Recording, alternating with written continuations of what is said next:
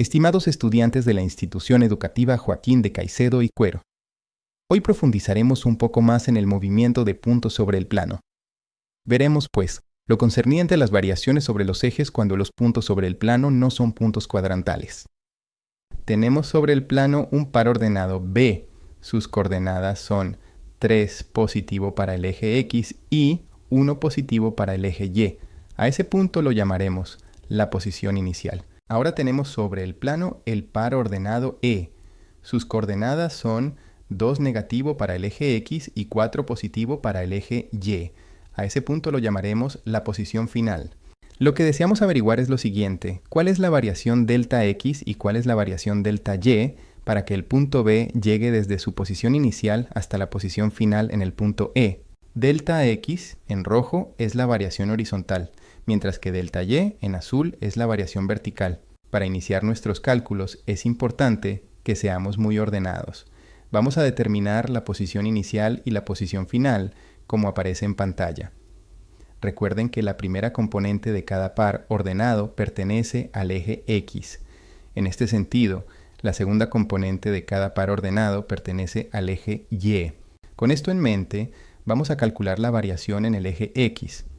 Por eso nos concentramos en las componentes de X, tanto de la posición inicial como de la posición final, tal como aparece en pantalla. La variación en X está dada por delta de X es igual a la componente en X de la posición final menos la componente en X de la variación inicial. Entonces, delta de X será igual a la componente en X de la posición final, en este caso 2 negativo. Ahora bajamos el menos, se le recomienda que tenga en cuenta esto, baje ese menos siempre. Ahora agregamos la componente del eje X de la posición inicial, en este caso 3.